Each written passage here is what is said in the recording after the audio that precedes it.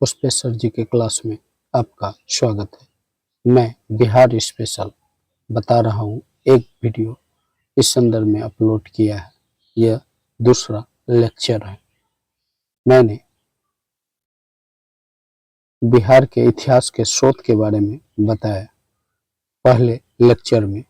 आज मैं पूर्व ऐतिहासिक बिहार के संदर्भ में बताऊंगा। पूर्व ऐतिहासिक यानी इतिहास शुरू होने से पहले बिहार के संदर्भ में जो जानकारी है वह मैं इस वीडियो के माध्यम से आपके सामने पेश करूंगा। पूर्व ऐतिहासिक बिहार, देखिए इससे संबंधित जो ऑब्जेक्टिव है उसको मैं डील कर रहा हूँ। बिहार में पूर्व ऐतिहासिक काल का आरंभ होता है अनुमानतः 40,000 ईसा पूर्व। कब होता है बिहार में? 40,000 ईसा पूर्व पूर्व ऐतिहासिक काल का प्रारंभ। और मानव के प्राचीन साक्ष्य 1,00,000 ईसा पूर्व उपलब्ध होता है, लेकिन बिहार में जो है 40,000 ईसा पूर्व ये साक्ष्य मिलता है। बिहार में पूर्व ऐतिहासिक काल के अवशेष में प्राप्त हुए हैं कुल्हाड़ियों के फलक, चाकू एवं खुरपी, मृत भांड। तो बिहार में पूर्व ऐतिहासिक काल के अवशेष के रूप में कुल्हाड़ियों के फलक के अलावा चाकू, खुरपी और मृत भांड तीनों मिला हुआ है। यानी इसका आंसर फर्स्ट, सेकंड, थर्ड तीनों होगा।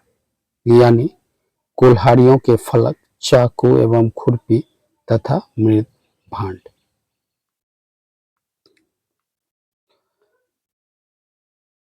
बिहार में आदि मानव के निवास के प्रारंभिक साक्ष्य कहाँ से प्राप्त हुए हैं? आदि मानव के साक्ष्य बिहार में कहाँ से प्राप्त हुए हैं? तो मुंगेर और नालंदा से इसके साक्ष्य मिले हैं। इसमें ऑप्शन पहला है चंपारण एवं मुजफ्फरपुर, मुंगेर एवं नालंदा से, गया और डेहरी से उपयुक्त में कोई नहीं। तो इसका होगा मुंगेर और नालंदा। यहीं से जो है बिहार के आदि मानव, अर्ली मैन के साक्ष्य मिले हैं। यानी बी ऑप्शन होगा मुंगेर एवं नालंदा। अब तीसरा आते हैं, बिहार में आदिम मानव के उपस्थिति के प्रारंभिक साक्ष्य किस युग के हैं? तो इसमें होगा पूर्व प्रस्तर युग। ठीक है, मध्य प्रस्तर युग नहीं, नव प्रस्तर युग नहीं, हड़प्पा युग नहीं, यानी पूर्व प्रस्तर युग। बिहार में मध्यवर्ती प्रस्तर युग के साक्ष्य मिले हैं। यह चिरांद से, पटना से, मुंगेर से, चेचर से। मध्यवर्ती प्रस्तर युग के साक्ष्य यहाँ मुंगेर से मिले। सी नंबर होगा मुंगेर। मध्यवर्ती प्रस्तर युग के साक्ष्य कहाँ से मिले हैं? मुंगेर से। बिहार में चिरांद एवं चेचर से किस युग के अवशेष प्राप्त हुए? चिरांद एवं चेचर से जो है यह नव प्रस्तर युग के साक्ष्य मिले। तो इस तरह से पता चलता है कि नव प्रस्तर युग के साक्ष्य जो है बिहार में आपका चिरांद एवं चेचर से मिले हैं। मध्य प्रस्तर युग के साक्ष्य मुंगेर से और पूर्व प्रस्तर युग के साक्ष्य जो है आपका बिहार में जो मिले हैं वह मुंगेर और नालंदा से। कहाँ से? मुंगेर और नालंदा से। यानी पूर्व प्रस्तर युग के साक्ष्य मुंगेर एवं नालंदा से और मध्य प्रस्तर युग के साक्ष्य सिर्फ मुंगेर से और नव प्रस्तर युग के साक्ष्य चिरांद और चेचर से मिले हुए हैं। बिहार में ताम्र प्रस्तर युग के परवर्ती चरण के अवशेष कहाँ से मिले हैं? यह चिरांद, चेचर, सोनपुर और मनेर से जो है ताम्र प्रस्तर युग के साक्ष्य चिरांद, चेचर, सोनपुर और मनेर से मिले। ऐतिहासिक काल का प्रारंभ। बिहार सहित पूर्वी भारत में आर्यों का आगमन हुआ अनुमानतः उत्तर वैदिक काल में, यानी कि बिहार सहित पूर्वी भारत में आर्यों का आगमन जो हुआ ऋग्वेदिक काल में नहीं होके यह जो है उत्तर वैदिक काल में हुआ था। कब हुआ था? उत्तर वैदिक काल में। बिहार सहित पूर्वी भारत में आर्यों का आगमन उत्तर वैदिक काल में। बिहार सहित पूर्वी भारत में आर्यों के विस्तार में सहायक क्या था? लोहे का उपयोग। इसी से आर्यों का विस्तार हुआ, क्योंकि लोहे के कुल्हाड़ी का उपयोग करते हुए जंगल को काटा और मानव बस्ती की स्थापना की। इस तरह से पूर्वी भारत जो जंगल से भरा था, आर्यों के प्रसार में लोहे का उपयोग महत्वपूर्ण है, क्योंकि जंगल को काटा गया, हथियार लोहे का बना मजबूत, और उससे जंगल को साफ करके जो है मानव आबादी बसा, यानी पूर्वी भारत में आर्यों का विस्तार लोहे के उपयोग से संभव हुआ। श्रुति और किंवदंती के अनुसार महाभारत युग के समय बिहार में मुख्य राज्य कौन कौन थे? यानी महाभारत युग में बिहार में कौन कौन राज्य थे? इसमें मगध, विदेह, अंग, लिच्छवी, यह चारों थे, यानी कि ए और बी। इसका क्या होगा? ए और बी, यानी इसमें आपका मगध, विदेह, अंग और लिच्छवी, यह जो है महाभारत युग में बिहार के राज थे। मगध, विदेह, अंग एवं लिच्छवी। वेद के किस ग्रंथ में बिहार में विदेह राज्य में आर्यों के आगमन तथा निवास का साक्ष्य मिलता है? इसका जो है आपका शतपथ ब्राह्मण में मिलता है कि विदेह राज्य में आर्यों का आगमन और बसाव हुआ। विदेह प्रथम चर्चा शतपथ ब्राह्मण में मिलता है। बिहार का कौन सा प्राचीन राज्य प्रारंभ में बहुत दिनों तक आर्यों के बाहर था तथा अनार्य जाति के लोग निवास करते थे? मगध। मगध जो है काफी समय तक अनार्यों का निवास था, आर्य इससे बाहर था,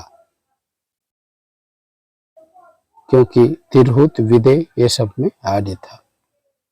बिहार में उपनिषद काल में ब्राह्मण धर्म तथा ज्ञान का केंद्र था। यह जो था आपका विदेह, यानी बिहार उपनिषद काल में ब्राह्मण धर्म और ज्ञान का महान केंद्र विदेह था। विदेह के राजा जनक प्रसिद्ध दार्शनिक थे। वह राज, व्याकरण, साहित्य तथा दर्शन शास्त्र का महत्वपूर्ण केंद्र था। अथर्ववेद में व्रात्य शब्द का प्रयोग किस राज्य के लोगों के लिए हुआ? अथर्ववेद में व्रात यानी बाहर शब्द का प्रयोग मगध राज्य के संदर्भ में हुआ। एक सूक्त में पहली बार मगध का वर्णन मिलता है। अथर्ववेद में बिहार का कौन सा राज्य उत्तर वैदिक काल का एक महत्वपूर्ण राज्य था? विदेह। उत्तर वैदिक काल का महत्वपूर्ण राज्य था विदेह। बिहार के भौगोलिक क्षेत्र की चर्चा सर्वप्रथम किस साहित्य रचना में मिलती है? शतपथ ब्राह्मण में। बिहार के भौगोलिक क्षेत्र की चर्चा सर्वप्रथम किस साहित्य में मिलती है? तो शतपथ ब्राह्मण में।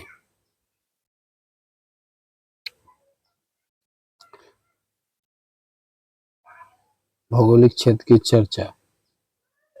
बिहार के भौगोलिक क्षेत्र की चर्चा सर्वप्रथम किस साहित्य रचना में? तो शतपथ ब्राह्मण में मिलती है। महाजनपद।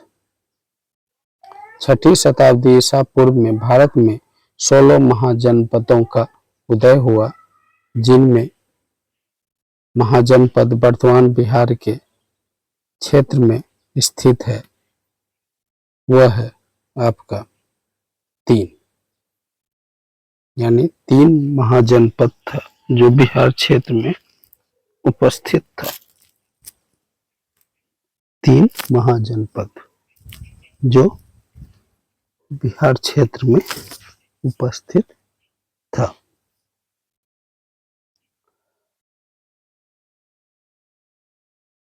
निम्नलिखित में कौन सा महाजनपद वर्तमान बिहार क्षेत्र में स्थित नहीं था? वत्स, क्योंकि अंग, वज्जी और मगध बिहार में था, वत्स नहीं था। बिहार के किस क्षेत्र में अंग महाजनपद स्थित था? यह भागलपुर और मुंगेर का क्षेत्र था। सी नंबर। पटना गया नहीं, मुजफ्फरपुर वैशाली नहीं, भागलपुर मुंगेर का क्षेत्र था। अंग महाजनपद की राजधानी कहाँ थी? चंपा। अंग की राजधानी याद रखिएगा चंपा। गया, गिरिव्रज, वैशाली नहीं, चंपा। बिहार के पटना, गया का जिला किस महाजनपद में सम्मिलित था? तो मगध। पटना गया जो है मगध में सम्मिलित था। मगध महाजनपद की राजधानी थी गिरिव्रज। शुरुआत में गिरिव्रज था राजगीर, बाद में पाटलिपुत्र बना। मगध तथा अंग महाजनपद को कौन सी नदी पृथक करती थी? यह जो है आपका चंपा नदी थी। चंपा नदी थी जो मगध और अंग महाजनपद को पृथक करती थी। बिहार में स्थित कौन सा महाजनपद 8 राज्यों का एक संघ था? यह था वज्जी संघ, जो वैशाली में था। प्रथम जो है गणतंत्र की स्थापना यहीं हुई थी। 8 जो है महाजनपद का संघ था, राज्यों का संघ था। वज्जी संघ का कौन सा राज्य सम्मिलित नहीं था? तो चेदी। बाकी विदय, ज्ञात्रक, लिच्छवी सब शामिल था। वज्जी संघ की राजधानी थी वैशाली में। वज्जी संघ की राजधानी थी, न तो मुजफ्फरपुर, न कुंडलग्राम, न मिथिला। कहाँ थी वज्जी संघ की राजधानी? वैशाली। बिहार के भागों में स्थित कौन सा महाजनपद में गणतंत्र था? इसका जो है वज्जी था, जो गणतंत्र यानी विश्व का पहला गणतंत्र वज्जी संघ था। दुनिया में पहली बार गणतंत्र कहीं आया था तो वह वज्जी संघ का राज्य बिहार में आया था। ईस्वी पूर्व 6ठी शताब्दी में विश्व की प्रथम गणतंत्र व्यवस्था कहाँ थी? ईस्वी पूर्व 6ठी सदी में, तो यह वैशाली में था। और वैशाली में कहाँ? वज्जी संघ में। मगध की प्रथम राजधानी कौन सी थी? तो प्रथम राजधानी जो था इसका गिरिव्रज था। प्राचीन भारत में 16 महाजनपद में एक था, वह था अंग। प्राचीन भारत के 16 महाजनपदों में एक इसमें चंपा, नालंदा, वैशाली, अंग। तो आंसर होगा अंग। प्रथम क्षेत्रीय कार्यालय परीक्षा में पूछा गया है। महाजनपद युग में पावापुरी किसकी राजधानी थी? डी होगा इसमें से कोई नहीं। मल, शाक्य, कोलिय, तो इसमें होगा इनमें से कोई नहीं। जैन धर्म। जैन धर्म के वास्तविक संस्थापक और 24वें और अंतिम तीर्थकर महावीर का जन्म कहाँ हुआ था? इसका होगा कुंडलग्राम में। महावीर का जन्म कहाँ हुआ था? कुंडलग्राम में। महावीर के जन्म जैन धर्म और बौद्ध धर्म से पीसीएस, बीपीएससी और जो है बिहार के किसी भी एग्जाम में क्वेश्चन अधिक रहता है। तो दूसरा देखते हैं महावीर के, इसीलिए आप लोगों को इसमें अधिक ध्यान देना है। महावीर के जन्म स्थल कुंडलग्राम बिहार के किस जिले में है?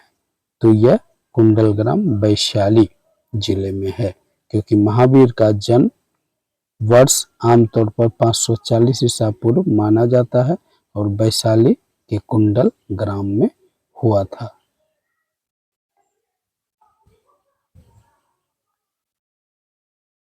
ठीक है।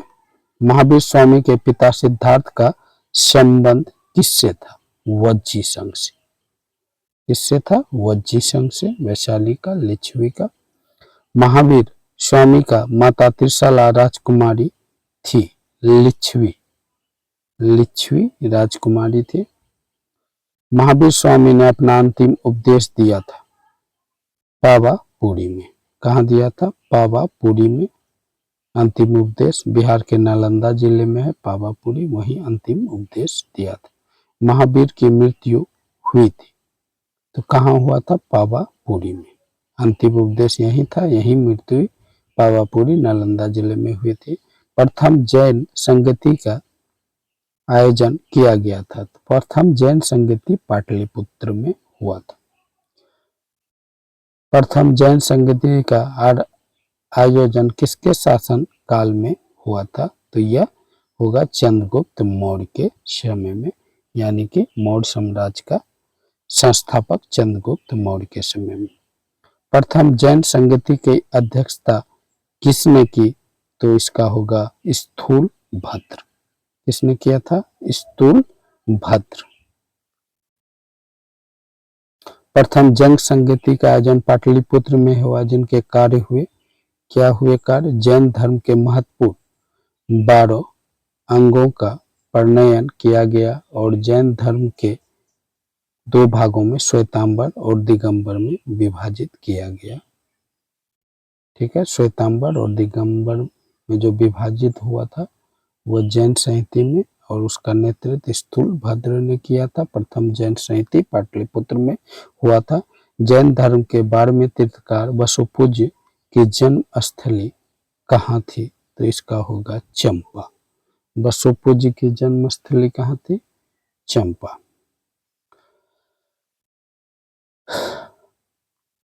बौद्ध धर्म के संस्थापक गौतम बुद्ध के गृह त्याग का उपरांत प्रथम किए गए हैं, ये कहाँ मिलेगा आपका? तो बौद्ध धर्म के बारे में नेक्स्ट वीडियो में विस्तार से डालूंगा, और जो है प्राचीन बिहार के इतिहास के बारे में जो है बताऊंगा। ओके गाइज, ये सेकेंड लेक्चर था। वीडियो कैसा लगा जरूर बताइए। वीडियो अच्छा लगा वीडियो को लाइक करें, चैनल को सब्सक्राइब करें। Okay bye.